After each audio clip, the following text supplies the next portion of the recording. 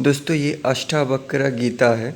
जैसे महाभारत में भगवत गीता है, वैसे ही वाल्मीकि रामायण में अष्टावक्र गीता है। जो अष्टावक्र जी ने सीता के पिता राजा जनक को ज्ञान दिया था। तो ये महागीता कहते हैं इसको, क्योंकि इसके पीछे कोई इंटेंशन नहीं है। जैसे भगवत गीता में कृष्ण का एक इंटेंशन था जो कि जायज़ था, अर्जुन से कर्म करवाना, ठीक है, इसीलिए। तो चलिए, अब तक हम लोग 5 चैप्टर पढ़ चुके हैं और इस वीडियो पे हम लोग 6, 7, 8, 9, 10 तक पढ़ेंगे चैप्टर। तो शुरू करते हैं। राजा जनक के ज्ञान का और अधिक विस्तार होता है, उनके ज्ञान चक्षु और अधिक विस्तीर्ण होते हैं। वो स्वयं में अतिरिक्त शक्तियों का अनुभव करते हैं। आंतरिक ऊर्जाओं की आभा से वो महिमा मंडित हो जाते हैं। उसके बाद नेक्स्ट श्लोक का अर्थ है, मैं आकाशवत अनंत हूँ। राजा जनक कह रहे हैं, जगत घट की भांति प्राकृतिक है, अतः मुझे ज्ञान है कि इसका ना त्याग है, ना ग्रहण और ना ही विलय। अब इसका डिस्क्रिप्शन विवेचना। जब ज्ञानी को स्वयं के आत्मा होने का भान होता है तो वो अपनी प्रकृति में चमत्कारिक परिवर्तन अनुभव करता है। वो साकार होते हुए भी अपने आकार से विस्मृत हो जाता है। शरीर के होते हुए भी उसे शरीर का भान नहीं होता। इंद्रियां होते हुए भी वो इंद्रियों से परिचालित नहीं होता। इंद्रियां हमारे शरीर में कितने हैं ये आपको पता ही होगा, अपने बुक में पढ़ा होगा। अपनी उपस्थिति उसके लिए गौण हो जाती है। यह शून्यावस्था उसे समाधिस्थ कर देती है। समाधि की स्थिति में राजा जनक की चेतना तीक्ष्ण हो जाती है। चेतनामय ब्रह्मांड से उनकी चेतना भिन्न नहीं, वो ब्रह्म से भी भिन्न नहीं, अपितु ब्रह्मलीन होकर स्वयं ब्रह्म स्वरूप हो जाते हैं। ये अनुभव उन्हें शारीरिक और इंद्रिय व्यामोह से मुक्त करता है। वस्तुत शारीरिक और इंद्रिय व्यामोह ही मानव को ग्रहण व त्याग की प्रेरणा देता है, जिससे उसका सत्य से कभी साक्षात्कार नहीं होता और वो भ्रांतियों का शिकार बनता है। उसकी जीवन शैली, उसके लक्ष्य व उद्देश्य सीमित होते हैं और दृष्टि व विचार संकुचित व त्याग और ग्रहण के मायाजाल से कभी मुक्त नहीं हो पाता। जबकि आत्मज्ञानी की समस्त भ्रांतियों का क्षय हो जाता है। आत्मज्ञान के बाद उसका ना कोई लक्ष्य रह जाता है और ना कोई उद्देश्य। सीमित परिधि से निकलकर वो सीमाहित हो जाता है। आत्मा की भांति असीम हो जाता है। उसकी दृष्टि विस्तृत हो जाती है और वो अनंत तक देखने की योग्यता सिद्ध कर लेता है। उसे प्रतीत होता है वो अनंत में व्याप्त है। राजा जनक अपनी स्थिति के बारे में अष्टावक्र को बताते हैं, आत्मा की प्रतीति होते ही मेरा संकुचित दृष्टिकोण तिरोहित हो गया है। जहाँ तक मेरी दृष्टि जाती है वहाँ मुझे स्वयं की प्रतीति होती है। आत्मा आकाश की भांति अनंत है, मैं भी संपूर्ण आकाश में व्याप्त हूँ। ये जगत घड़े की भांति प्राकृतिक है और उसमें आत्मा व्याप्त है। जिस प्रकार आकाश आत्मा है और जगत घड़ा, उसी प्रकार शरीर साकार है और उसमें व्याप्त है निराकार आत्मा। आत्मा ना ग्रहण करता है, ना त्याग करता है, ना ही उसका विलय होता है। नेक्स्ट श्लोक का भावार्थ, मैं महासागर के समान हूँ, सांसारिक प्रपंच तरंगों के समान है, अतः ना इसका त्याग है, ना इसका ग्रहण है और ना लय है। इसका मुझे ज्ञान है। सांसारिक जो प्रपंच है उसका ना ही त्याग करना है, ना ही ग्रहण करना है और ना ही लेके रखना है। इसका डिस्क्रिप्शन विवेचना है। अष्टावक्र राजा जनक को बता चुके हैं कि आत्मा समुद्र की भांति ओर छोर विहीन है और सृष्टि का चैतन्य स्वरूप तरंगों के समान है। राजा जनक आत्मज्ञान से संपृक्त होते ही स्वयं को आत्मावत देखने में सक्षम हो जाते हैं। उनकी काया तत्काल ही शारीरिक सीमाओं को तोड़ सर्वत्र फैल जाती है। वो इस ज्ञान से परिचित होते हैं कि आत्मा का ओर छोर उसी प्रकार विस्तीर्ण है जिस प्रकार समुद्र का ओर छोर। वो सांसारिक गतिविधियाँ और प्रपंच कुछ नहीं। जिस प्रकार समुद्र से लहरें निस्तृत होती है, उसी प्रकार ये जगत और उसके प्रपंच आत्मा से निश्रित है। स्वयं को आत्मा मान लेने के बाद राजा जनक को कैसा प्रतीत होता है उसका बखान वह अष्टावक्र से इस प्रकार करते हैं, हे गुरुदेव, मैं आत्मा की भांति स्वयं को महासागर के समान सर्वत्र व्याप्त पाता हूँ। सांसारिक प्रपंच मुझसे उसी प्रकार निश्चित होते हैं जिस प्रकार समुद्र से तरंगें निश्चित होती है। आत्मा की भांति मैं लालसाहीन हो गया हूँ, अतः आत्मा का न त्याग है, न ग्रहण, न विलय। मैं सीपी की भांति हूँ और इस विश्व की कल्पना चांदी के समान है, अतः मुझे ज्ञान है कि इसका न त्याग है, न ग्रहण, न विलय। अष्टावक्र पूर्व में राजा जनक को बता चुके हैं कि अज्ञानता बस लोग रस्सी को सांप समझ लेते हैं और सीपी को चांदी। ऐसे लोग नित्य भ्रांतियों में जीते हैं और चांदी के लाभ से ग्रस्त होते हैं। आत्मज्ञान राजा जनक को नई ऊंचाइयां प्रदान करता है। उन्हें स्पष्ट प्रतीत होता है कि विश्व मिथ्या है और आत्मा एकमात्र सत्य है। विश्व की नश्वरता असंदिग्ध है, जबकि आत्मा की शाश्वतता को अस्वीकार नहीं किया जा सकता। विश्व चांदी के पीछे भागता है, लोभ में पड़कर नई नई अभिलाषाओं का पीछा करता है, क्योंकि विश्व सीपी को सीपी के रूप में ना देखकर चांदी के रूप में देखता है। राजा जनक सीपी को वास्तविक रूप में देख पाने में सक्षम है। उन्हें प्रतीत होता है कि विश्व चांदी के समान काल्पनिक और मिथ्या है, जबकि आत्मा सीपी के समान यथार्थ है। राजा जनक कहते हैं, हे गुरुदेव, मुझे ज्ञान है कि मैं आत्मा हूँ और आत्मा होने के नाते स्वयं को सीपी की भांति सत्य मानता हूँ, जबकि इस विश्व की कल्पना मुझे चांदी प्रतीत होती है। आत्मा अपने आप में संपूर्ण सत्य है और अकाल है, अतः इसका न त्याग है, न ग्रहण, न ही विलय। निसंदेह मैं सर्वस्व में निहित हूँ और सर्वस्व मुझ में निहित है, अतः मुझे ज्ञान है कि इसका न त्याग है, न ग्रहण, न विलय। राजा जनक आत्मज्ञान से संपन्न हुए तो उन्हें द्वैत की निरर्थकता का भान हो गया।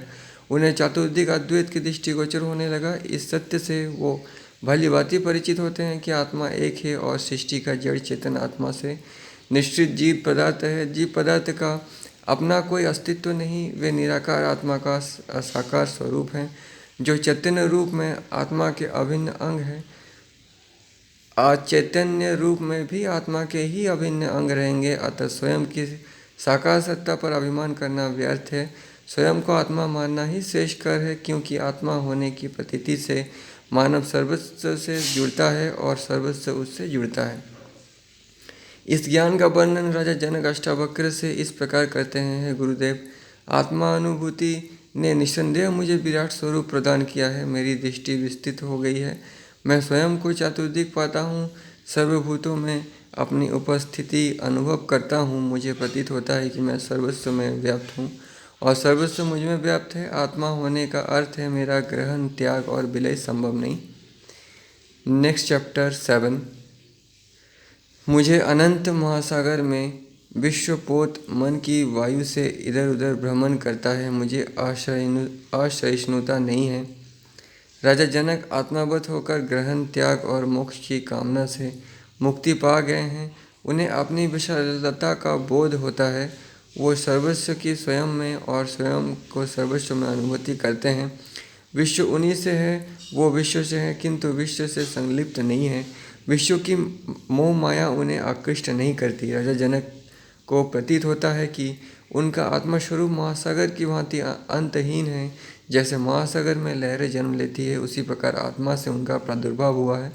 आत्मा महासागर की भांति अनंत है। राजा जनक भी स्वयं को आत्मा सागर की भांति अनंत मानते हैं। सृष्टि की स्वतंत्र सत्ता नहीं, सृष्टि आत्मा से जन्मती है और आत्मा का ही स्वरूप है। राजा जनक कहते हैं, हे गुरुदेव, जैसे आत्मा अनंत महासागर है, वैसे ही मैं भी अनंत महासागर हूँ। ये विश्व रूपी पोत मुझ अनंत महासागर में मन की वायु से इधर उधर भ्रमण करता है। अर्थात मन से जीवन संचालित अवश्य है, किंतु मन जीवन इच्छाओं से लिप्त नहीं होता, क्योंकि आत्मा की भांति मैं इच्छा रहित हूँ, इच्छा से अलग हूँ। विश्व रूपी पोत के विचरण से मेरा मन विचलित नहीं होता, अतः मैं अविचलित और असहिष्णु हूँ। हे गुरुदेव, आत्मा की प्रतीति ने मेरे मन के स्वभाव को परिवर्तित कर दिया है। मन रूपी वायु से मेरा जीव चल तो रहा है, किंतु मैं मन से संचालित नहीं, मन मुझसे संचालित है। इस मन में मोक्ष की इच्छा भी नहीं उठती। आत्मा को मोक्ष की आवश्यकता क्यों है? आत्मा तो स्वयं मोक्ष है। मुझ अनंत महासागर में जगत तरंगे स्वभावतः उदित होती है। भले ही उनका अस्त हो जाए, मेरी ना तो वृद्धि होती है और ना क्षति। राजा जनक को आत्मा की अनंतता का भली भांति बोध हो चुका है। आत्मावत राजा जनक का अपने मन पर अंकुश है। उनका मन चलायमान नहीं, स्थिर है। मन रूपी वायु स्वभावतः जीवन को गति प्रदान करती है, किंतु स्वयं का साथ नहीं छोड़ती। राजा जनक को ये भी भान होता है कि आत्मा से स्वभावतः सांसारिक जड़ चेतन की उत्पत्ति होती है, जो अंततः नश्वरता को प्राप्त होते हैं, किंतु आत्मा का अस्तित्व सदैव बना रहता है। जड़ पदार्थ क्षतविगत हो सकते हैं, किंतु आत्मा की क्षति संभव नहीं। राजा जनक आत्मा होकर स्वयं को चैतन्य रूपी अनंत महासागर के रूप में देखते हैं। वो अष्टावक्र से कहते हैं, हे गुरुदेव, मुझ अनंत महासागर में जगत तरंग स्वभावतः उदित होती है, अर्थात जीव पदार्थ की उत्पत्ति का क्रम अबाध रूप से चलता रहता है।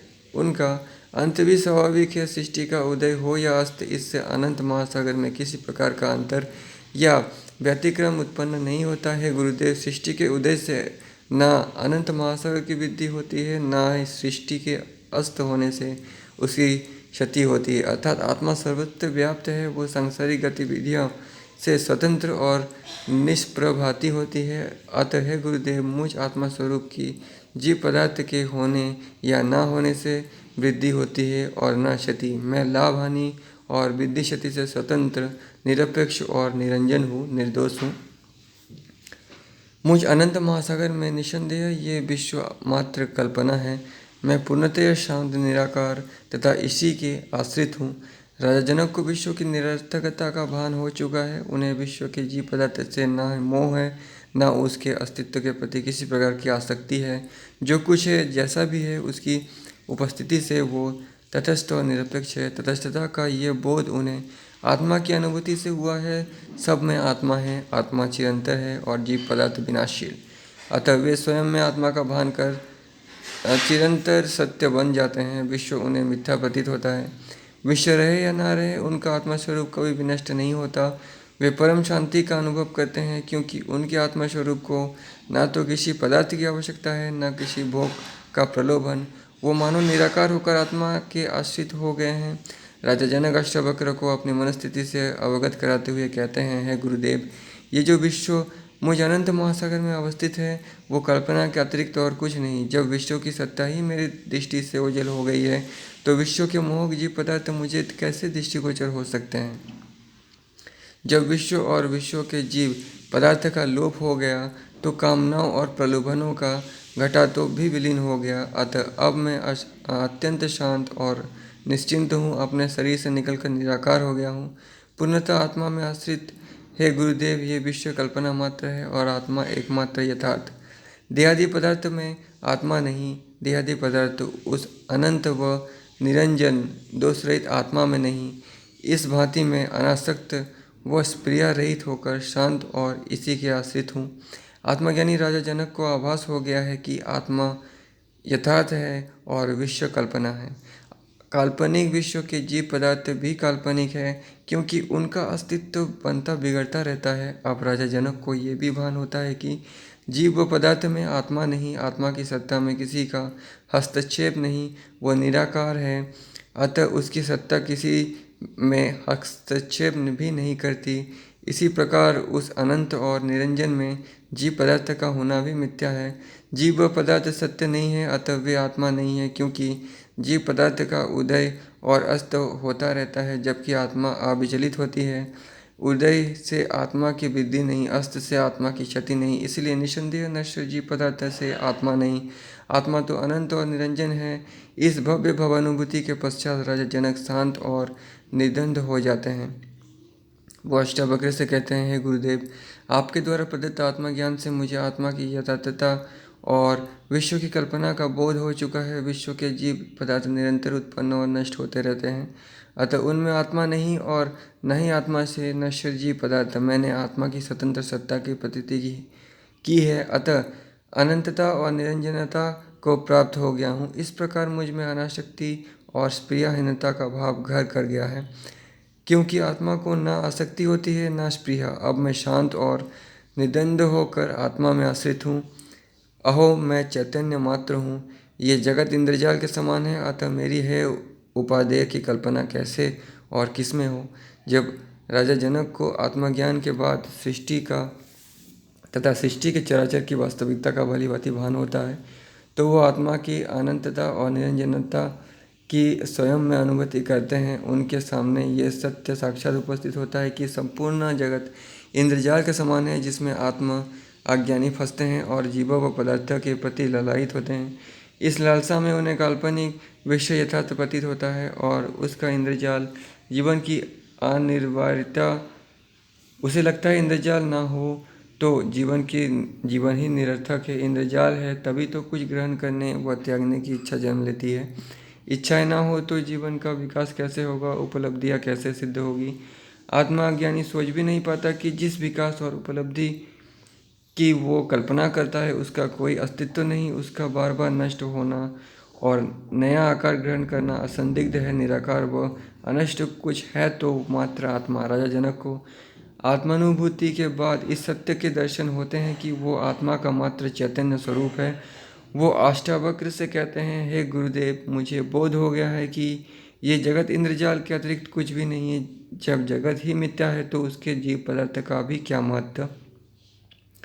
जो नष्ट होते हैं और उत्पन्न होते हैं जीव पदार्थ की मेरी दृष्टि में महत्ता ही नहीं, तो मैं ग्रहण करने या त्यागने अथवा हे उपादेय की कल्पना कैसे और किसमें करूं। Next chapter 8। जब चित्त कुछ बांझना या शोक करता है, त्याग या ग्रहण करता है, हर्षित या कुपित होता है, तब वो बंधनग्रस्त होता है। विवेचना, बांझना करना ही समस्त व्याधियों की जड़ है। बांझना का अर्थ है कुछ पाने की इच्छा। पाने की इच्छा ही मानव को दुर्बल और दीनहीन बनाती है।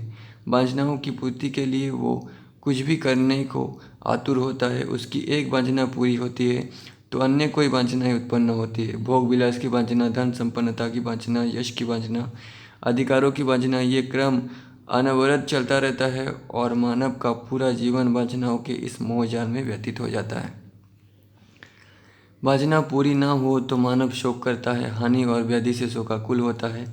वांछना पूरी हो तो हर्षित होता है, लाभ और आनंद की स्थिति में आह्लादित होता है। दूसरे की खुशियाँ देखकर ईर्ष्या करता है, कुपित होता है, त्याग और ग्रहण की भ्रांत धारणाओं से उद्वेलित होता है। वस्तुतः ये मानवीय दुर्बलता है जो उसे विकारग्रस्त करती है, किंतु वो दुर्बलताओं और विकारों को ही जीवन की अनिवार्यता मानता है, जबकि वास्तविकता यह है कि जीवन की भांति वांछना, शोक, त्याग, ग्रहण, हर्ष तथा कोप की मनोवृत्तियाँ मिथ्या के अतिरिक्त और कुछ नहीं। शोक मतलब दुख, त्याग मतलब रिजेक्ट करना, ग्रहण मतलब एक्सेप्ट करना, लेना, हर्ष मतलब खुश और कोप मतलब गुस्सा। ये सब मनोप्रवृत्तियाँ मिथ्या के अतिरिक्त तो कुछ नहीं, किंतु इनके बिना मानव जीने की कल्पना भी नहीं कर पाता। विकृत मनोवृत्तियों के प्रति ये लगाव उसे शरीर और जीवन के प्रति मोहग्रस्त करता है। वो मनोवृत्तियों को बंधन नहीं मानता और जब अंतकाल आता है तब उसे पता चलता है कि उसका तो सर्वांग मनोवृत्तियों के पास से जकड़ा हुआ है। वो मृत्यु से भयभीत होकर मोक्ष की कामना करता है। अष्टावक्र का मानना है कि चित्त की चंचलता ही मानव का बंधन है। वो जब तक इनसे छुटकारा नहीं पाता तब तक स्वयं से, स्वयं की आत्मा से परिचित नहीं हो सकता। राजा जनक भी पहले मानवीय दुर्बलताओं से ग्रस्त थे, अतः अष्टावक्र उन्हें बताते हैं, चित्त में कामनाएं पैदा होती है, शोक और हर्ष के भाव उठते हैं, त्याग और ग्रहण की कल्पनाएं और कोप व ईर्ष्या की लहरें उठती है, तो मानव का बंधनग्रस्त होना अवश्यंभावी है। अष्टावक्र राजा जनक को संबोधित करते हुए एक प्रकार से सबको चेतावनी देते हैं कि मानवीय दुर्बलता से बचो, अन्यथा मोह माया के बंधन से छुटकारा संभव नहीं। इस बंधन से मानव स्वयं का नाश करता है, स्वयं को दुख व कष्ट पहुंचाता है। मन के वशीभूत होकर वो कभी चैन से नहीं जी पाता। मन की वासनाएं उसे ये आभास नहीं होने देती कि सृष्टि के लुब्धकारी दृश्य उसकी दृष्टि में का भ्रम है।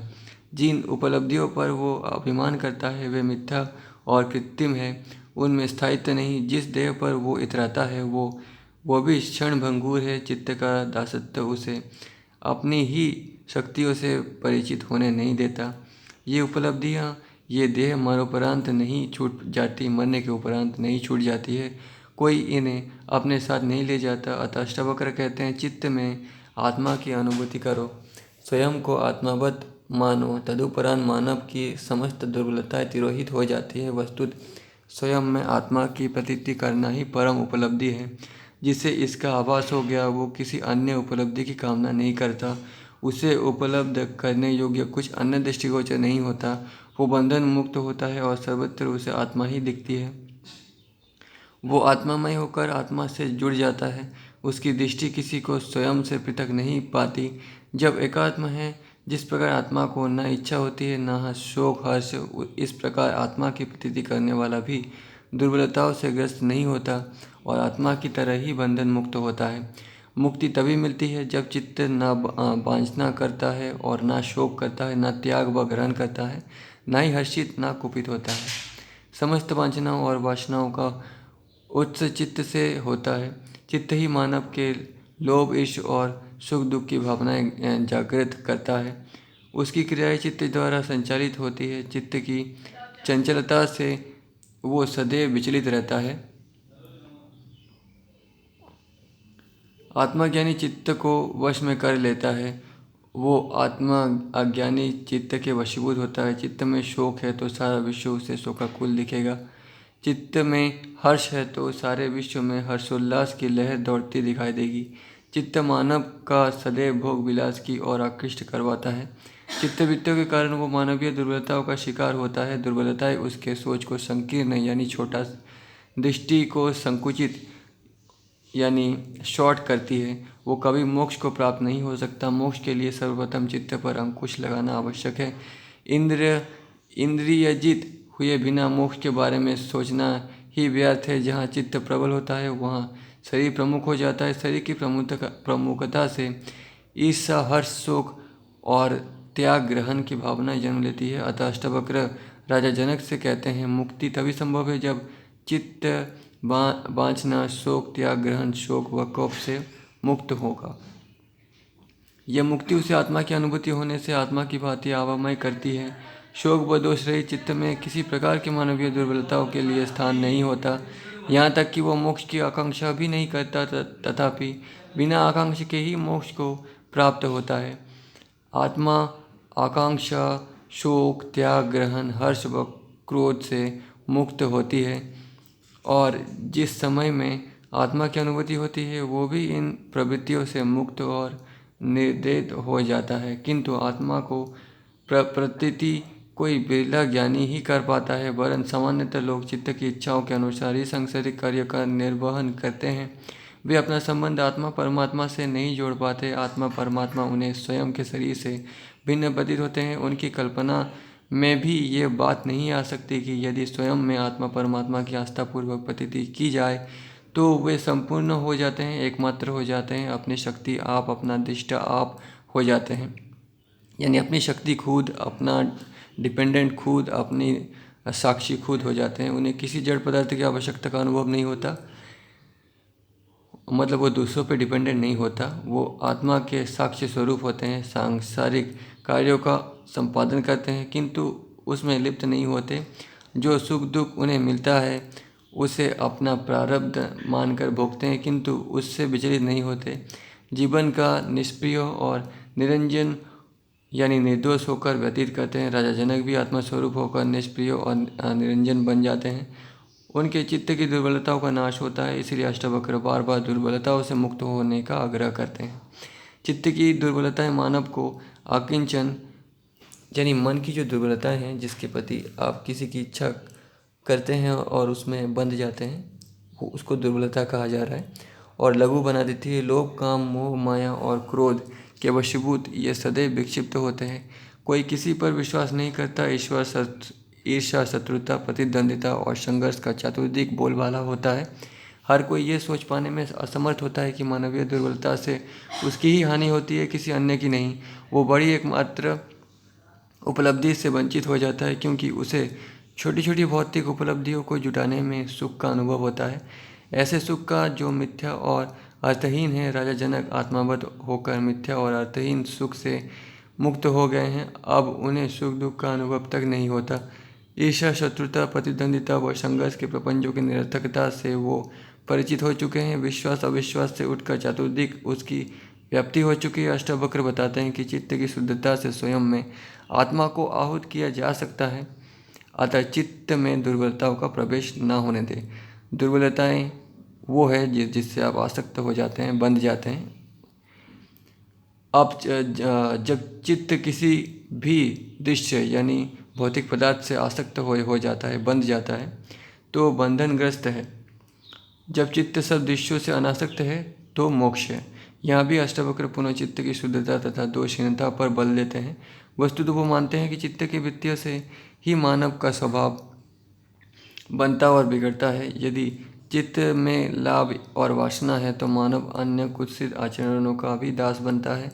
वो लोभ और वासना की पूर्ति के निमित्त चोरी, झूठ, छल, प्रपंच का आश्रय लेता है। उसकी संपूर्ण जीवन शैली क्रूरता और व्यभिचार का पर्याय बन जाती है। वो केवल सुख, लाभ, आनंद और भोग विलास की इच्छा से ही छटपटाता है। उनकी अनु अनुपल्लवता उनके लिए उसके लिए असहनीय होती है। अतएव इनकी उपलब्धि के लिए कोई भी अपकर्म करने से कदापि नहीं चूकता। अष्टावक्र ने ऐसा कभी भी आग्रह नहीं किया कि चित्त की शुद्धता व दोषहीनता के लिए मानव घर गृहस्थी का परित्याग करे, वन या पर्वत पर जाकर एकांतवास करे अथवा वैराग्य धारण कर साधना या परमात्मा की स्तुति करे। अष्टावक्र कहते हैं कि मानव और सांसारिक कर्तव्य यानी परिवार के बीच रहकर उनका कर्तव्य का पालन करते हुए चित्त को शुद्ध व दोष रहित बना सकता है। इसके लिए इतना ही पर्याप्त होगा कि वो मानवीय दुर्बलताओं को चित्त पर हावी न होने दे। चित्त की दुर्बलता मानव पर अत्यंत विभत्स प्रभाव डालती है। उसमें नकारात्मक और ध्वंसात्मक विचार उठते हैं। वो सदैव अपने हित संधान की जोड़ तोड़ में लगा रहता है। परहित की मानवीय और उदार प्रवृत्ति से वो सर्वथा अपरिचित और अनभिज्ञ होता है। आपसी स्वार्थों और हितों की टकराहट से आदर्श और मूल्यों की अवनति होती है। ये चारित्रिक पतन मानव के लिए आत्मघाती होता है और अपने विनाश का उत्तरदायी स्वयं होता है। अतः अष्टावक्र परामर्श देते हैं कि नैतिकता का वर्णन करना ही अवश्य है। जब मानव विवेक अविवेक का उपयोग करने में समर्थ होता है तो आदर्शों और मूल्यों के प्रति उसमें निष्ठा जागृत होती है। आदर्श और मूल्यों के प्रति निष्ठा मानव को कभी भी कुप्रवृत्तियों का दास बनने की अनुमति नहीं देगी। उसका चित्त निष्कलंक व पावन हो जाएगा। उसे न लोभ रुचिकर प्रतीत होगा और न काम या क्रोध। जब तक चित्त शांत, अविकल और अविचलित नहीं होगा तब तक मानव को स्वबोध नहीं हो सकेगा। मतलब अपने आप का, अपने आत्मा का बोध नहीं हो पाएगा। स्वबोध उसे स्वार्थ और निजहित की घातक मनोवृत्तियों से छुटकारा दिलाता है। स्वबोध ही आत्मा का स्वयं में आह्वान करता है। तब मानव आत्मावत हो जाता है और स्वशक्तियों का स्वामी बन जाता है। इसी कारण अष्टावक्र राजा जनक से कहते हैं, राजन, इसे तू हृदयंगम कर ले कि यदि किसी चित्त में भौतिक पदार्थ के प्रति आसक्ति है तो वो सतत बंधनग्रस्त रहेगा। ये बंधन उसे सांसारिक मोह माया के प्रपंचों से कभी मुक्त नहीं होने देंगे।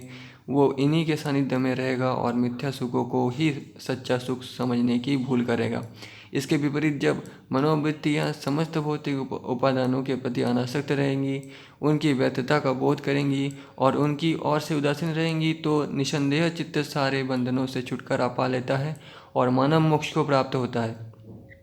राजा जनक का चित्त इस सत्य से आलोकित हो चुका है। वे विषय वासनाओं से अनासक्त थे, अतः उनके सारे मायापाश भंग हो चुके थे। उनमें किसी के प्रति इच्छा अनिच्छा का भाव नहीं था। यहाँ तक कि मोक्ष की इच्छा से भी वो दूर हो गए थे, रहित थे, क्योंकि वो मोक्ष को सिद्ध कर चुके थे। अष्टावक्र का कहना है कि जो मोक्ष की चाह में भटकते हैं उन्हें मोक्ष की सिद्धि नहीं होती। मोक्ष सिद्धि के लिए चित्त की शुभ्रता और निर्मलता अविष्ट है। जब मैं नहीं है, यानी मैं करता हूँ, मैं ये करता हूँ, तो मैं का भाव नहीं है, तब मोक्ष है। जब मैं है तब बंधन है। ऐसा मानकर किंचित भी ग्रहण करने या त्यागने की इच्छा से मुक्त हो। सारे उत्पातों के मूल में वस्तुतः यही मैं का बोध प्रेरक शक्ति है। मैं की भावना से मानव में तीव्र अहंकार उदित होता है। इस अहंकार के कारण उसकी सोच विचार की क्षमता समाप्त हो जाती है। वो स्वयं को सबसे श्रेष्ठ मानता है। जगत के समस्त भौतिक उपादान मेरे हैं, मैं इन्हें उपलब्ध करके दम लूँगा। इस आकांक्षा से उसका एक पल भी चैन से व्यतीत नहीं होता। उसे अपनी आकांक्षा की पूर्ति के मार्ग में दूसरे लोग बाधक प्रतीत होते हैं।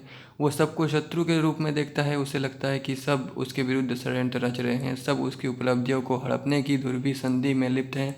कोई भी उसकी प्रसन्नता का साथी नहीं, सब उससे ईर्ष्या करते हैं, उसकी बुराई करते हैं। इस विचार से उसका अहंकार और अधिक दग्ध होता है। वो सबको देख लेने का प्रण लेता है। वो स्वार्थ पूर्ति के अपने अभियान में किसी को आड़े आने की अनुमति नहीं देता। उसके आड़े कोई आए या न आए, यदि उसे किसी पर संदेह होता है तो वो सबका सर्वनाश करने में जरा भी नहीं झिझकता है। वो चाहे कितनी भी उपलब्धियों का स्वामी हो जाए, उसे संतुष्टि का अनुभव कभी नहीं होता। मैं के अतिरिक्त उसे कुछ दिखाई नहीं देता। मेरा है कि भावना उसके लोभ की अभिवृद्धि करती है। मैं का अहंकार उसे माया मोह के बंधन में जकड़ देता है। वो सोच नहीं पाता कि प्रपंच बनकर वो स्वयं को ही हानि पहुंचा रहा है, अपना ही नाश कर रहा है। ये इच्छा, ये अतृप्ति उसे मृत्यु से भयभीत कराती है। मृत्यु के समय वो जीने की कामना से विषादग्रस्त होता है। आजीवन उपलब्धियों के पीछे भागना, सदैव संकित और शुद्ध होना, क्रूरता और निरंकुशता में स्वयं को ही दग्ध करना और अंतकाल में भय से घुट घुट कर मरना, निस्संदेह ये सुखद जीवन शैली नहीं है। किंतु वो मरण काल में भी सत्य से परिचित नहीं हो पाता, क्योंकि उस समय भी वो बंधनों से जकड़ा हुआ होता है। अष्टवक्र का स्पष्ट कथन है कि सुखद और वास्तविक जीवन शैली अपनाना चाहते हैं तो मैं के बोध से छुटकारा पाना आवश्यक है, क्योंकि जहाँ मैं है वहाँ बंधन है, जहाँ मैं का बोध नहीं है वहाँ मुक्ति और मोक्ष है। राजा जनक का मैं को बोध तिरोहित हो चुका है। आत्मा मैं तुम या वो नहीं होती, आत्मा सर्वस्व होती है। राजा जनक सर्वस्व हो चुके हैं। वो मैं के अकेले भाव से ग्रस्त नहीं हैं, वो समष्टि को प्राप्त हो गए हैं। शत्रुता, मित्रता, ईर्ष्या, द्वेष, इच्छा, निच्छा और अहंकार मित्रता के सांसारिक भेदों का उनकी दृष्टि में कोई महत्व नहीं रह गया था। यह है कि आत्मानुभूति का सुफल, जबकि आत्मा की प्रतीति करने वाले को किसी फल सुफल की आकांक्षा नहीं होती। अष्टावक्र इस सूत्र के माध्यम से राजा जनक को स्मरण कराते हैं, जब तक मैं का बोध होता है तब तक मानव बंधन युक्त होता है और आत्मा का साक्षात्कार नहीं कर पाता। जब मानव में मैं के बोध से मुक्त होता है तो वो बंधन मुक्त होता है। राजा जनक, तुम मैं होने की व्यर्थता को हृदयंगम कर तथा ग्रहण करने अथवा त्यागने की इच्छा से मुक्त हो। सच तो ये कि जो मानव अहंकारी मैं के बोझ से छूटता है, उसकी त्यागने या ग्रहण करने की मनोवृत्ति स्वतः विलीन हो जाती है, छूट जाती है, गायब हो जाती है, क्योंकि तब वो आत्मा की भांति निरपेक्ष होता है। Next chapter 9। कृत अकृत द्वंद्व कब और किसके शांत हुए हैं। अतः इस सत्य को जानकर यह लोक से विरक्त और अवृत्ति होकर त्याग परायण बन। अष्टावक्र का कथन है कि संसार में कोई ऐसा नहीं है जो ये कह सके कि उसकी सारी कामनाएं पूर्ण हो चुकी है और अब उसे कुछ नहीं चाहिए। वास्तविकता यह है कि सब आजीवन अधूरी कामनाओं से पीड़ित होते हैं। यही कारण है कि मरते समय भी उन्हें शांति नहीं मिलती। अष्टावक्र बताते हैं कि मानव कभी भी शांति का अनुभव नहीं कर पाता, सदैव ग्रहण त्याग के व्योमों से आकुल व्याकुल रहता है। कुछ काम कर पाता है, कुछ नहीं कर पाता और कुछ अधूरे रह जाते हैं। वो इसी कृत अकृत के चक्कर में उलझा रहता है। उसके द्वंद्व भी कभी समाप्त नहीं होते, सुख दुख से भी कभी निवृत्ति नहीं होती। इसी कारण अशांति और क्लांति से विक्षिप्त हो जाता है। न रात को सो पाता है, न दिन में चैन की सांस ले पाता है। इस पर भी द्वंद्व से मुक्त होने का प्रयास नहीं करता। द्वंद्व से मुक्त होना स्वयं को ही विनष्ट होने से बचाना है।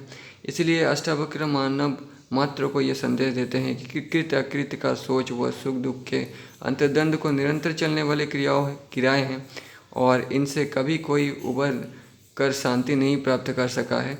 ये ऐसा सत्य है जिसे कोई अस्वीकार नहीं कर सकता। चतुर्दिक जिसे देखो वही अशांत और हताश है, किंतु सुख दुख आदि को जीवन की अनिवार्यता मानने की भूल करता हुआ कोई भी ये नहीं मानना चाहता कि सुख दुख कुछ और नहीं, इच्छा अनिच्छा की परिणति है। अष्टावक्र का स्पष्ट मत है कि इच्छाएं अनिच्छाएं मिथ्या जगत की भ्रामक अवधारणाएं हैं, जिनका यथार्थ से कोई संबंध नहीं। यथार्थ है तो मात्र एक आत्मा। जिसने इस यथार्थ को पा लिया वो स्वयं यथार्थ हो जाता है। मिथ्या जगत की भ्रामक अवधारणाओं से उसका संबंध विच्छेद हो जाता है। मिथ्या जगत और उसकी भ्रामक अवधारणाओं से राजा जनक का संबंध विच्छेद हो गया है। उन्होंने यथार्थ का दर्शन कर लिया है, क्योंकि आत्मा की विराटता से उनका एकात्म हो गया है। राजा जनक के आत्मस्वरूप को देखते हुए अष्टावक्र के मत की विलक्षणता स्वतः ही सिद्ध हो जाती है। अष्टावक्र का विचार है कि राजा जनक के समान अलौकिक पद की प्राप्ति वही कर सकता है जो चित्त से लालसाओं को बहिष्कार कर दे, वह निष्ठापूर्वक आत्मा की प्रतीति करे। ये सरल नहीं है, इसके लिए अभ्यास व कड़े अनुशासन की आवश्यकता है, जिसका सामान्यतः लोगों में अभाव ही होता है। अभाव न होता तो लोगों की ऐसी दयनीय स्थिति न होती। लोग इस प्रकार लालसाओं के अधीर व व्याकुल न होते। सदैव कृत अकृत्य की उलझन में पड़कर दंडग्रस्त व विकल न होते। अष्टावक्र राजा जनक से कहते हैं, राजन, कृत अकृत और दंड से कभी कोई शांत नहीं हो सका है। इसे सत्य जान, यही वास्तविकता है। अतः इन विकारों से तू मुंह मोड़ ले। ये विकृतियाँ आत्मघाती हैं, आत्मा का साक्षात्कार करने में बाधक है। श्रेयस्कर यही है कि तू जगत की भ्रांतियों से विरक्त और अव्रती हो जा। इसे ही वैराग्य मान, यही वास्तविक वैराग्य है। घर संसार त्याग कर पर्वत या वन में जाना कृत्रिम वैराग्य है। घर संसार को त्याग करके सन्यासी बनकर वन में पर्वत में जाना, ये सच्चा वैराग्य नहीं है, सच्चा मोक्ष नहीं है, ये तो बनावटी मोक्ष है। ठीक है, ये कह रहे हैं जगत के भौतिक पदार्थों के प्रति तेरी अनासक्ति तुझे संन्यस्त करेगी, यानी मेंटली फिजिकली दूर नहीं होना, मेंटली दूर होना। तदनंतर तू त्याग परायण बन, अर्थात इच्छाओं, भोग विलास, काम, क्रोध व मोह माया का त्याग तुझे कृत अकृत और द्वंद्व से विमुक्ति प्रदान कर देगी। हे तात, लोक व्यवहार और लोक की उत्पत्ति व विनाश देखकर किसी धन्य पुरुष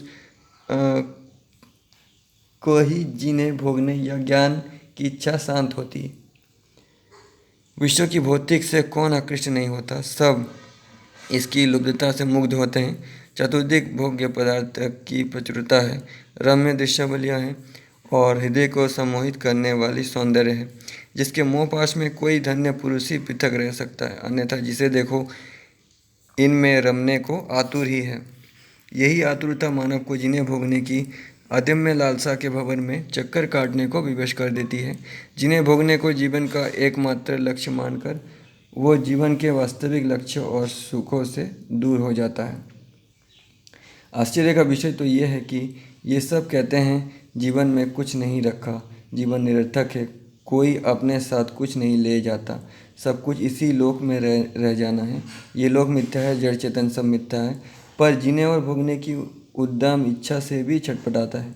जीवन की निस्सारता का भान होते हुए जीने की कामना द्वैत दृष्टि का परिणाम है। द्वैत की विचारधारा ही मानव को दोहरे मापदंड अपनाने को बाध्य करती है और मानव स्वयं को आत्मा से पृथक कर लेता है। आत्मा से पृथकता उसे समस्त जड़ चेतन से जुड़ने नहीं देती।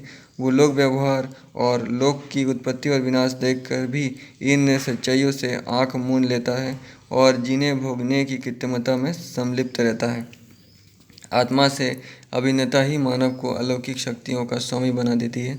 अद्वैत विचारधारा से उसे सच्चाइयों का ज्ञान होता है। वो लोक व्यवहार और लोक की उत्पत्ति व विनाश के अनवरत चक्र से परिचित होता है। उसे जीवन की निश्चलता का ज्ञान हो जाता है। जब वो आत्मा को आत्मसात कर लेता है तो उसे ना जीने की इच्छा होती है ना भोगने की। अर्थात अर्थ ये नहीं कि वो आत्महत्या कर लेता है या खाना पीना त्याग देता है।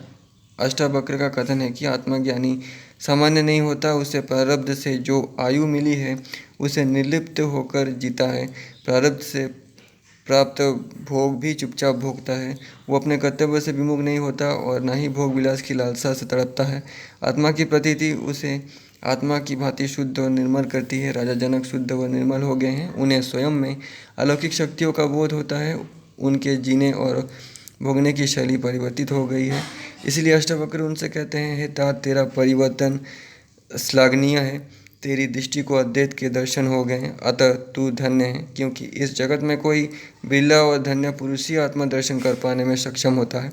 सामान्य जन को ना तो लोक व्यवहार से अधमता का ज्ञान होता है, ना सृष्टि की उत्पत्ति और ना विनाश से निश्चलता का बोध होता है। राजन, तू धन्य पुरुषों में से है जो सांसारिक अधमता और सृष्टि की निश्चलता का ज्ञानार्जन करते हैं। ऐसे धन्य पुरुष की लालसाओं के प्रति अभिरुचि नष्ट हो जाती है। आत्मबद्ध पुरुष का भला लालसा से क्या संबंध? आत्मज्ञानी को किसी अन्य ज्ञान की आवश्यकता भी नहीं होती। तभी तो अष्टावक्र राजा जनक से कहते हैं, जो लोक रहस्य को जान गया उसकी जीने भोगने और ज्ञान की इच्छा शांत पड़ जाती है। सारी सृष्टि अनित्य है, तीनों तापों से दूषित है, असार, निंदनीय और हेय है। जिसे इसका निश्चय हो जाता है उसकी निवृत्ति होती है। यह सृष्टि नाशवान है, इसका अस्तित्व नित्य रहने वाला नहीं। इस पर भी लोग जीने और भागने को ही महत्व देते हैं। इसका एकमात्र कारण यही है कि सृष्टि तीनों तापों से विकारग्रस्त हो चुकी है। ये तीनों ताप है, दैहिक, दैविक और भौतिक। देह व्याधियों का घर है, जर्जर होकर मृत्यु को प्राप्त होती है। इस पर भी भोग विलास से मुंह नहीं मोड़ते। सृष्टि में दैवीय वृत्तियों से अनेक विनाशशीलता का प्रादुर्भाव होता है, किंतु लोगों को जीने भोगने की आकांक्षा में किंचित भी कमी नहीं आती। वे भौतिक उपादानों के प्रति सतत मोहग्रस्त होते हैं। अष्टावक्र का मानना है कि सृष्टि सारहीन है, निंदा योग्य और हीन है, फिर भी लोग इसके प्रति लुब्ध हैं, आकृष्ट हैं। ऐसा जीने और भोगने का क्या सार है, क्या सुख है? ऐसे जीवन में लोग दुख, कष्ट, पीड़ा, द्वेष, ईर्ष्या और शत्रुता के अतिरिक्त क्या प्राप्त करते हैं? असार जीवन की भूल भुलैया में भटक कर अंततोगत्वा मृत्यु को प्राप्त होते हैं और योनि को प्राप्त होकर कष्ट भोगने के लिए पृथ्वी पर अवतरित होते हैं। मतलब पुनर्जन्म लेते हैं। आत्मज्ञानी सृष्टि की वास्तविकता से सुविज्ञ है। सृष्टि की नश्वरता से वो अनभिज्ञ नहीं होता। सृष्टि की असरता उसकी दृष्टि को सार रूप का दर्शन कराती है। वो सर्वत्र आत्मा का अनंत फैलाव देख पाने में सक्षम होता है। इसके साथ ही वो भी आत्मा की भांति चतुर्दिक अपने को सर्वत्र पाता है। इस प्रकार उस पर तीनों तापों के प्रदूषण का दुष्प्रभाव नष्ट हो जाता है। दैहिक, दैविक और भौतिक तापों से उसका नाता टूट जाता है। देह के स्वाभाविक भोगों से वो विचलित नहीं होता। दैवीय लीलाओं उसे भयभीत नहीं करती और भौतिक आडंबरों से वो विचलित नहीं होता। अष्टावक्र राजा जनक के नाश स्वरूप का इस प्रकार परिचय देते हैं। राजन, तू प्रत्यक्ष देख रहा है कि ये सभी दृश्य जो दृष्टिगोचर हो रहे हैं उनका अस्तित्व स्थायी नहीं। इस जड़ चेतन का उद्भव ही इसलिए होता है कि उनका एक दिन विनाश होना है। जो नाशवान है उससे मोह कैसा? जिसका अस्तित्व कल नष्ट होगा उससे प्रीति या अर्थ नहीं, कोई अर्थ नहीं। अनित्य सृष्टि के प्रति निरपेक्ष रहना ही श्रेष्ठ कर है। जो आत्मज्ञान की उपलब्धि करते हैं उन्हें सृष्टि की नश्वरता का भान होता है, अतः वे सृष्टि के अस्तित्व से तटस्थ हो जाते हैं और आत्मस्वरूप में लीन। राजन, आत्मज्ञानी से अधिक ज्ञानी कोई नहीं। आत्मज्ञान के नश्वर उसे किसी अन्य ज्ञान की आवश्यकता नहीं होती। वो सृष्टि की अनित्यता से परिचित हो जाते हैं, तब उसे ये समझते तनिक भी विलंब नहीं होता कि सृष्टि तीनों तापों से प्रदूषित है। दैहिक मोह, दैविक विपत्तियों के भय तथा भौतिक आकर्षणों के प्रदूषण से जन जन विभ्रांत और आक्रांत रहे। इस पर भी इनसे मुक्त होने की कामना कोई नहीं करता। राजन, ये जो सारे अनित्य और प्रदूषित दृष्टा है, वस्तुत उनका कोई सार नहीं। ये निंदनीय और है। ये जानकर भी जो इनसे संयुक्त होता है वो मूढ़ होता है। आत्मज्ञानी सृष्टि की निश्चरता और हेयता से परिचित होता है और इस प्रकार उसके चित्त की उद्विग्नता और चंचलता शांत हो जाती है। वो कौन सा काल है और कौन सी अवस्था है जहाँ व्यक्ति को दंड न हो, इसे अपेक्षा मानकर जो यथा प्राप्त भोग और शिरोधार्य करता है, भोग को शिरोधार्य करता है, जो भी आसानी से मिल जाता है उसको अपना लेता है, वो सिद्धि को प्राप्त होता है। जीवन में तो दंड भी है, इसलिए जीवन को द्वंद्वों का पर्याय माना गया है। द्वंद्वों का प्रादुर्भाव लालसाओं से होता है। सुख, लाभ, हर्ष, यश, भोग विलास की लालसाएं व्यक्ति को सदैव उद्विग्न करती है। दुख, हानि, विषाद, अपकीर्ति और अनुपद्यों से वो हर पल चिंताग्रस्त होता है। यही द्वंद्व है जिनसे व्यक्ति सतत उलझता रहता है। अष्टावक्र का मत है कि ऐसा कोई व्यक्ति नहीं है जो द्वंद्वग्रस्त ना हो, ऐसा कोई समय नहीं है जो द्वंद्व से रहित हो। व्यक्ति हर स्थिति में द्वंद्व का सामना करता है। ये द्वंद्व वो स्वयं रचता है। चित्त की चंचलता द्वंद्व से आमंत्रित करती है। तदुपरांत अंतर्द्वंद का झंझावात उठता है जिसमें व्यक्ति का सारा सुख चैन जाता रहता है। इस स्थिति में भी व्यक्ति द्वंद्व मुक्त होने को नहीं सोचता। उसे प्रतीत होता है कि द्वंद्व का दूसरा नाम जीवन है। इनसे तभी छुटकारा मिलता है जब जीवन से मुक्ति मिलती है। व्यक्ति की यह भ्रांत धारणा है कि मरण के उपरांत ही द्वंद्व से निवृत्त हुआ जा सकता है। अष्टावक्र का स्पष्ट मत है कि व्यक्ति की जीवन शैली ही उसे द्वंद्वग्रस्त अथवा द्वंद्व मुक्त करती है। वो चाहे तो जीवितावस्था में भी द्वंद्व से छुटकारा पाने में समर्थ हो सकता है। हमारे सामने राजा जनक का उदाहरण है। वो द्वंद्व मुक्त हो चुके हैं, उनमें कोई अंतर्द्वंद शेष नहीं रहा है। ये तभी संभव हो सका जब वो सुख दुख लाभ हानि और हर्ष विषाद की तुच्छ भावनाओं से ऊपर उठ गए।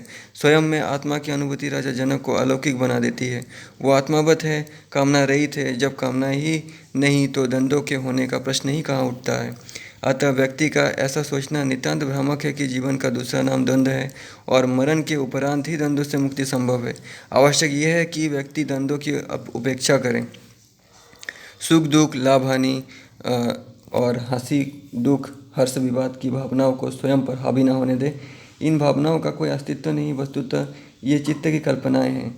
चित्त पर अंकुश लगाया जाए तो कल्पनाओं पर सतत विराम लग जाता है। अष्टावक्र राजा जनक को इस सूत्र के माध्यम से बताते हैं कि इस तथ्य में कोई संदेह नहीं कि ऐसा कोई काल अथवा अवस्था नहीं है जो व्यक्ति द्वंद्व से पीड़ित न हो।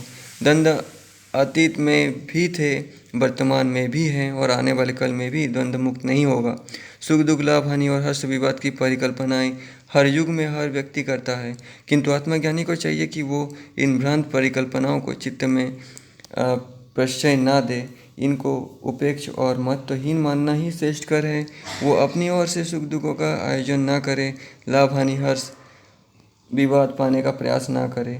इसके विपरीत वो अपने कर्तव्य का निर्वहन करे और प्रारब्ध की ओर से जिस प्रकार के भोग मिले उन्हीं पर संतोष करे। इस प्रकार उसके समस्त द्वंद्व समाप्त हो जाएंगे। सच तो यह है कि व्यक्ति प्रयास करता है तभी द्वंद्वों का चक्र चल पड़ता है। वो सुख पाने का प्रयास करता है, सुख मिलता है तो हर्ष से खिल उठता है, वो दुख मिलता है तो विषाद से निढाल पड़ जाता है। इसी प्रकार लाभ प्राप्ति के आयोजन करता है। यदि लाभ प्राप्ति हुई तो सुख से अभिभूत होता है और हानि का सामना करना पड़ा तो दुख से आहत हो जाता है। आशा निराशा के घात प्रतिघात से उसका चित्त सदैव शुद्ध होता है और द्वंद्व की निरंतरता से विक्षिप्त कर देती है। इसीलिए अष्टावक्र परामर्श देते हैं कि चित्त को शांत रखना चाहते हो तो प्रारब्ध से यथा प्राप्य भोगों को चुपचाप सिरधार्य करो, उन्हीं में संतुष्टि का अनुभव करो। इस प्रकार तुम सिद्धि को प्राप्त हो गया अर्थात तुम्हारा मोक्ष अवश्यंभावी है। महर्षियों साधुओं और योगियों के विभिन्न मत हैं। ऐसी स्थिति में विरक्त को प्राप्त कौन सा व्यक्ति है जो शांत नहीं होता। जितने व्यक्ति हैं सबके अलग अलग विचार हैं, सब सत्य को अपने अपने ढंग से विवेचना करते हैं। यहाँ तक कि महर्षि साधु तथा योगी भी किसी एक मत पर सहमत नहीं। सबके विभिन्न प्रकार के विचारधाराएं हैं। कोई कहता है कि एक टांग पर खड़े होकर हठ योग करो तो मोक्ष की प्राप्ति होगी, तो किसी का विचार है कि घर बार त्याग कर वनवास करने से तुम सिद्धि को प्राप्त होगे। संक्षेप में ये कि सब अपना अपना राग अलपते हैं। कोई ईश्वर को निराकार बताता है, कोई मूर्ति पूजक उसे साकार मानते हैं। प्रत्येक व्यक्ति भ्रांतियों में जीवन व्यतीत करता है और तथाकथित महान विभूतियों के भिन्न भिन्न मत उसे अधिक भ्रांतिग्रस्त करते हैं। उसे समझ में नहीं आता कि अंततः सत्य क्या है। शास्त्रों में सत्य को सबने विभिन्न प्रकार की व्याख्या की है। अपने सत्य की सत्यता स्थापित करने के लिए वे अपने अपने तर्क प्रस्तुत करते हैं। सबका प्रयास होता है एक दूसरे के सत्य को मिथ्या सिद्ध करना। महर्षियों साधुओं और योगियों की दृष्टि में सर्वाधिक महत्वपूर्ण यही कर्तव्य होता है कि वे एक दूसरे के विचारों को कैसे काटें। ऐसी स्थिति में सामान्य व्यक्ति किन कर्तव्य विमूढ़ हो जाता है कि कौन सा सत्य वास्तव में सत्य है। अनेक सत्यों के जगमगाहट में लोग अपनी सुविधानुसार एक सत्य चुन लेते हैं। यही कारण है कि आज अनेक मतावलंबियों का अस्तित्व है, अनेक सारे मत वाले लोगों का अस्तित्व है, अनेक वैचारिक धाराएं समाज में प्रचलित हैं। लोग अपने अपने चुने हुए सत्य के मार्ग पर चलते हैं, अपने अपने चुने हुए सत्य या धर्म के मार्ग पर चलते हैं। अष्टावक्र का कथन है कि भिन्न भिन्न प्रकार के मतों से आंखें फेर लो, सत्य मात्र एक है और वो है आत्मा। तुम और समस्त सृष्टि आत्मामय हो। ये सत्य नहीं कि तुम्हारा और आत्मा का अस्तित्व अलग अलग है। ये भी सत्य नहीं कि परमात्मा कहीं और बैठा हुआ तुम्हें अपने इशारों पर नचा रहा है। आत्मा और परमात्मा का कई अन्यत्र अस्तित्व नहीं। तुम स्वयं आत्मा और परमात्मा हो। तुम अपना संचालन स्वयं करते हो। कोई अन्य परमात्मा तुम्हें संचालित नहीं करता। स्वयं आत्मा परमात्मा की प्रतीति करना चाहते हो तो चित्त को नियंत्रण में रखो और इच्छाओं का परित्याग करो। राजा जनक भी कभी कभी भिन्न भिन्न प्रकार के मतों से दिग्भ्रमित थे। जब उन्हें अष्टवक्र से एकमात्र सत्य का ज्ञान प्राप्त हुआ तो सारे भ्रमों से मुक्ति मिल गई। वो आत्मा स्वरूप को हो गए। राजा जनक के सामने ये तथ्य प्रकट हो गया कि भिन्न मत व्यक्ति से जोड़ते नहीं तोड़ते हैं। अतः अष्टावक्र कहते हैं, यह स्पष्ट दिख रहा है कि चतुर्दिक अनेक मत प्रचलित है। बड़े बड़े महर्षियों, साधु और योगियों ने अपने अपने सत्य गढ़ लिए हैं मन मुताबिक और उनका प्रचार प्रसार कर रहे हैं। सबके पास शिष्यों का विशाल समूह है। सभी समूह अपने सत्य को सिद्ध सत्य मानते हैं और दूसरों को मनवाने के लिए रक्तपात करते हैं। एक सत्य को मानने वाला दूसरे सत्य को मानने वाले से घृणा करता है। इस प्रकार विभिन्न मत व्यक्ति से लड़ाते हैं। आत्मज्ञानी को ऐसे नाना मतों से बचना चाहिए। अष्टावक्र आत्मज्ञानी राजा जनक को शांति प्राप्ति का उपाय बताते हुए कहते हैं, राजन, समाज में प्रचारियों विभिन्न मत व्यक्तियों को केवल भ्रांत बनाते हैं। वो विभिन्न मतों में उलझ कर रह जाता है। महर्षि, साधु तथा योगी अपने अपने मतों को मनोहारी तर्कों से महिमामंडित करते हैं और वाक् चातुर्य से लोगों को अपने मत की ओर आकृष्ट करते हैं। विभिन्न मत व्यक्ति को कभी भी सत्य से परिचित होने का अवसर प्रदान नहीं करते। केवल आत्मज्ञानी ही एकमात्र सत्य को सिद्ध करता है। आत्म सत्य की सिद्धि होते ही अन्य मतों के स्वतः ही निरर्थकता प्रकट हो जाती है। अतः आत्मज्ञानी नाना प्रकार के मतों की उपेक्षा करता है, क्योंकि सारे मत एक दूसरे का प्रतिरोध और प्रतिपाद करते हैं। आत्मज्ञानी ऐसे विवादास्पद मतों से विरक्त होता है और उनकी उपेक्षा करता है, तब वो परम शांति का अनुभव करता है। वैराग्य, समता या युक्ति से चैतन्य के मूर्ति ज्ञान को प्राप्त कर जो संसार से स्वयं को तार लेता है, क्या वो गुरु नहीं? अनेक ज्ञानी व महात्मा गुरु के महत्व पर प्रकाश डाल चुके हैं। प्राय कहा जाता है कि गुरु का स्थान सर्वोपरि है। गुरु बिन गति नहीं, अर्थात गुरु के बिना ज्ञान नहीं मिलता। गुरु की महिमा का बखान करते हुए कबीर ने लिखा है, अर्थात अपने सामने यदि गुरु और भगवान दोनों खड़े हो तो आपको किसके चरण स्पर्श करने चाहिए? गुरु के, क्योंकि गुरु की कृपा से आपको पता चला कि भगवान कौन है और कैसा है। निसंदेह गुरु का महत्व है, किंतु अष्टावक्र को व्यक्ति की आंतरिक शक्तियों पर बहुत विश्वास है। यदि व्यक्ति आत्मज्ञान अर्जित कर ले तो वो अपना विधाता खुद बन जाता है। उसे किसी अन्य ज्ञान की आवश्यकता नहीं है। इसी प्रकार व्यक्ति अपना गुरु अपने आप बन सकता है। जो आत्मज्ञानी निज के प्रकाश से आलोकित हो जाए, उसे किसी अन्य गुरु की शरण में जाने की क्या आवश्यकता है? स्वयं अष्टावक्र कोई गुरु नहीं, वो स्वज्ञान से आभासित है। उसका ज्ञान सर्जित था। वो अपने गुरु स्वयं थे। कोई भी मत व्यक्ति की निज शक्तियों पर विश्वास नहीं करता। अष्टावक्र बार बार इस तथ्य को रेखांकित करते हैं, व्यक्ति स्वयं की शक्तियों का अनुभव कर सकता है यदि वह स्वयं में आत्मा व परमात्मा की प्रतीति करे। अर्थात अष्टावक्र व्यक्ति को ही स्वयं के परमात्मा होने का स्मरण कराते हैं। व्यक्ति का ये आत्मज्ञान सर्जित है, अर्थात वही स्वयं का गुरु भी है। जो आत्मज्ञानी प्रयासों का त्याग करता है, उसे कर्म से अर्जित फलों की प्रत्याशा नहीं, वो प्रारब्ध से प्राप्त भोगों से ही संतुष्ट है। उसका वैराग्य यही है कि वो विषयासक्त नहीं है। उसकी दृष्टि में समता का भाव आ जाता है। वो शत्रु व मित्र के भेद से मुक्त हो जाता है, सबको समान दृष्टि से देखता है। वो युक्तियों का आश्रय लेता है और इस सत्य से अवगत हो जाता है कि उसका मूर्ति स्वरूप और कुछ नहीं, आत्मा का चैतन्य स्वरूप है। जो इस आत्मज्ञान को प्राप्त कर ले, वो आत्मगुरु हुआ है। स्वयं द्वारा स्वयं को ज्ञान प्रदान करने वाला गुरु है। वो खुद ही खुद का गुरु है। अष्टावक्र राजा जनक को आत्मगुरु की महिमा से अवगत कराते हुए कहते हैं, राजन, वैराग्य, समता और युक्ति से जिसे स्वर्जित ज्ञान मिलता है, उसे किसी अन्य गुरु के सानिध्य में जाने की आवश्यकता नहीं। यहाँ वैराग्य का ये अर्थ नहीं कि गेरुआ वस्त्र धारण करके वन चले जाओ, बल्कि इसका अर्थ यह है कि वो कामनाओं और विषय वासनाओं के प्रति वैराग्य धारण करें। समता से तात्पर्य है सबको आत्मस्वरूप और एकात्म मानना। समता से तात्पर्य है सबको आत्मस्वरूप और एकात्म मानना। इस प्रकार आत्मज्ञानी शत्रु मित्र भाव से संलिप्त नहीं रह पाता।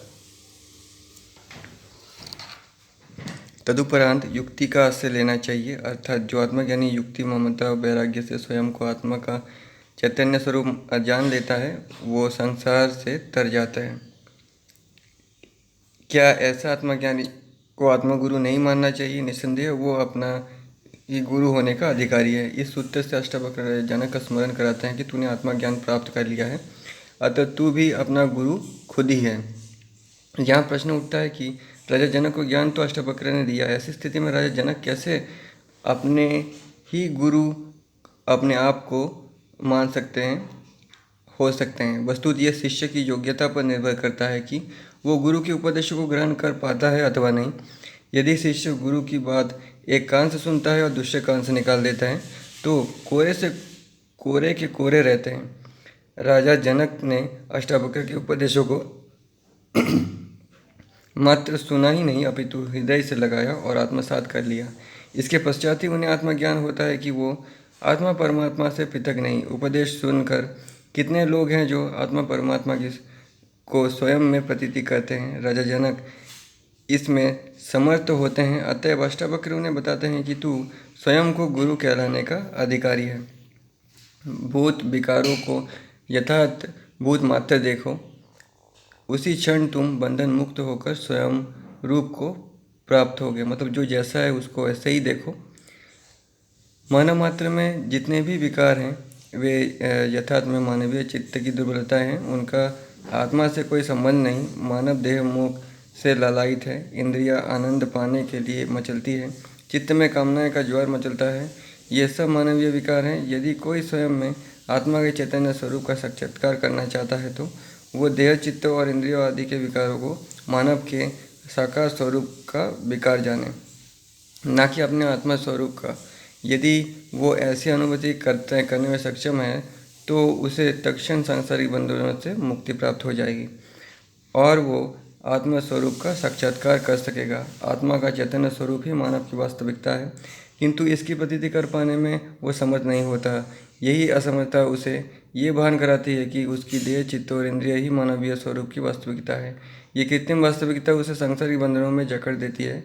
वो देह को सुख पहुंचाने के उद्योग करता है। चित्त की चंचलता उसे एक पल को भी सुख का सांस लेने नहीं देती। इंद्रिय के वशीभूत होकर वो विषय वासनाओं में लिप्त हो जाता है। ऐसा मान वो कभी भी आत्मस्वरूप का साक्षात्कार नहीं कर पाता। उसे सृष्टि के दृश्य लुभाते हैं, वो सृष्टि की मोहमाया से मुग्ध होता है। इन्हीं में संलिप्त को वो जीवन की सार्थकता समझता है। इसके विपरीत आत्मज्ञानी ऐसे भूल नहीं करता कि वो मानवीय विकारों को आत्मस्वरूप के विकार समझ ले। उसकी दृष्टि में मानवीय विकारों को यथार्थ मानव के विकार मानती है, इसलिए वो उनसे संलिप्त नहीं होता। हो भी कैसे सकता है? उसने आत्मस्वरूप जो पा लिया है, अतः वो आत्मा की भांति निर्दोष और निरंजन हो जाता है। उसमें मानवीय दुर्बलताएं तथा विकारों का समावेश होना संभव नहीं। यही समझाते हुए अष्टावक्र राजा जनक से कहते हैं, राजन, इस वास्तविकता को हृदयंगम कर ले कि पंचभूतों से निर्मित ये सृष्टि विकार युक्त है। जो मानव सृष्टि के विकारों से निष्प्रभावित होता है, वो सुपात्र चाहे तो स्वयं में आत्मा के चैतन्य स्वरूप का दर्शन कर पाने में समर्थ हो सकता है। जो मानव ये सोचता है कि उसका पंच तत्वों से निर्मित शरीर सत्य है, वही सृष्टि को भी गलत दृष्टिकोण से देखता है। वो भोग विलास की कामना से भौतिक पदार्थ की ओर आकर्षित होता है। उसके सामने ये सत्य कभी प्रकट नहीं हो पाता कि उसका शरीर और ये सृष्टि असत्य है, नश्वर है, आज है कल नहीं। ये तथ्य से अनभिज्ञ वो सांसारिक बंधनों में जकड़ा रहता है। इस जकड़न को वो जीवन की अनिवार्यता मान बैठता है, जबकि वास्तविकता यह है कि सांसारिक बंधनों से मानव अपना इहलोक और परलोक दोनों का नाश करता है। वस्तुतः अपनी अवनति का कारण वो स्वयं होता है, कोई और नहीं। मानव अपने जीवन शैली से चाहे तो नीच के प्रकाश से आलोकित होकर सारी भ्रांतियों से मुक्त हो सकता है। अतः राजन, मानव के विकारों को मानव के विकार ही समझे। इन विकारों का आत्मा के चैतन्य स्वरूप से कोई संबंध नहीं। तुम्हारी आत्मा का चैतन्य स्वरूप विकार रहित है, क्योंकि आत्मा भी विकार रहित है। आत्मज्ञान से जब दृष्टि स्पष्ट हो जाती है तो आत्मज्ञानी भूत विकारों को सचमुच भूत मात्र ही देखता है। इस सत्य का साक्षात्कार करते ही वह समस्त सांसारिक बंधनों से मुक्त हो जाता है। सृष्टि के दृश्य भी उसकी दृष्टि में भूत मात्र हो जाते हैं। दृष्ट और जड़ चेतन का आवागमन चलता रहता है, जबकि आत्मा चिरजीवन और चिरकालीन है। इस तत्वज्ञान से वो बंधनों से छूटकर आत्मा स्वरूप को प्राप्त होता है। वासना ही संसार है, अतः इन सब का त्याग करना ही संसार का त्याग है। तदुपरांत प्रारब्धानुसार स्थिति को प्राप्त कर। आत्मज्ञानी की सबसे बड़ी भूल यही होती है कि मानवीय विकारों को जीवन की अनिवार्यता मानकर उनको अंगीकार कर लेता है। इसी प्रकार वो वासनाओं को ही संसार समझता है। यही समझ उसे मायावी बंधनों में जकड़ लेती है। आत्मज्ञानी इस बात का शिकार होता है कि वासनाएं और इच्छाएं ना हो तो संसार का विकास ही अवरुद्ध हो जाएगा। सुविधा के नए नए साधनों के आविष्कार की आवश्यकता ही नहीं रहेगी तथा संसार की समस्त गतिविधियां ठप पड़ जाएगी। अतः उसकी दृष्टि में वासनाएं और इच्छाओं से ही प्राणी मात्र क्रियाशील होता है और भौतिक प्रगति के नए नए सोपान चढ़ता है। समस्त उद्योगों और गतिविधियों के मूल में वासनाएं और इच्छाएं ही प्रेरक शक्ति की भूमिका निभाती है। इस वासनाओं और इच्छाओं के कारण वो भोग विलास, यश, कीर्ति और धन वैभव से संलिप्त होता है। इसके विपरीत आत्मज्ञानी ये मानकर चलता है कि संसार में वासनाओं का अनंत मायाजाल फैला हुआ है, किंतु वो उसमें फंसता नहीं। भौतिक आबदानों का ढेर लगाना अथवा यश वैभव की लालसा करना ही विकास नहीं। वो भोग विलासों का आकांक्षी नहीं होता, वो प्रारब्ध से प्राप्त भोगों पर ही निर्भर होता है। आत्मज्ञानी प्रारब्ध पर विश्वास नहीं रखता, उसे अपनी शक्ति व बाहुबल पर अहंकार होता है। वो शारीरिक शक्ति के बल पर सारे संसार का धन और भोग विलास प्राप्त करना चाहता है। वो इस सत्य से अनभिज्ञ होता है कि जिस बाहुबल और शारीरिक शक्ति पर इतरा रहा है वो उसकी बाह्य शक्ति है, आंतरिक शक्ति नहीं। इसके अतिरिक्त यह शक्ति अस्थायी होती है, क्योंकि शरीर के रुग्ध, तीक्ष्ण और जर्जर होते ही वो निरुपाय और अस्थायी हो जाएगा। तो उसका बाह्य शक्ति पर इतराना और अहंकार करना कहाँ तक उचित है? उचित यही है कि वो आंतरिक शक्तियों से परिचित होने का प्रयास करे, किंतु इस प्रयास में वो तब तक सफलता अर्जित नहीं कर सकता जब तक वो सांसारिक वासनाओं का परित्याग नहीं करता। आत्मज्ञानी आंतरिक शक्तियों से परिचित होता है। उसका अर्थ ये नहीं कि वो बाहुबल और शारीरिक शक्ति का उपयोग नहीं करता, वो अपने समस्त कर्तव्य का निर्वहन बाहुबल और सांसारिक शक्ति से करता है। राजा जनक को आत्मज्ञान उपलब्ध हो चुका है, किंतु उसका अर्थ यह नहीं है कि वो कर्तव्य विमुख हो जाएगा। भले ही वो किसी अन्य राष्ट्र पर आक्रमण ना करे, किंतु उनके राष्ट्र पर बाहरी आक्रमण होता है और वो सुरक्षा हेतु हाथ में तलवार लेकर शत्रु का मुकाबला अवश्य करेंगे। आत्मज्ञानी सारे कर्म करता है, किंतु सांसारिक वासनाओं से लुब्ध नहीं होता। इस शक्ति में अष्टावक्र राजा जनक से संसार की वास्तविकता परिचय देते हुए कहते हैं, राजन, संसार के समस्त प्राणी वासनाओं में आकंठ डूबे हुए हैं। वासनाओं को ही जीने की अनिवार्यता मान बैठे हैं। वासनाओं ने उन्हें बंधनग्रस्त कर लिया है। अतः राजन, तू इसे निश्चित जान कि यह संसार वासनाओं का ही पर्याय है। वासनाएं ही संसार है। इस वासनाओं का परित्याग करना ही श्रेष्ठ कर है। तभी वास्तविक संसार के दर्शन होंगे, तभी यह संसार वासनाहीन आत्मा का साक्ष्य स्वरूप प्रतीत होगा। इसलिए आत्मज्ञानी के लिए वासनाओं से छुटकारा पाना आवश्यक है। वासनाएं सारहीन व निरर्थक हैं, उनसे लुब्ध मत हो। बस प्रारब्ध तुझे जिस स्थिति में रखे उसी स्थिति में रहे। प्रारब्ध को सर्वोच्च मानकर तू आत्मस्वरूपी बना रहे। नेक्स्ट चैप्टर 10, इसके बारे में नेक्स्ट वीडियो पे बात करेंगे। वीडियो बहुत बड़ा हो गया है इसलिए।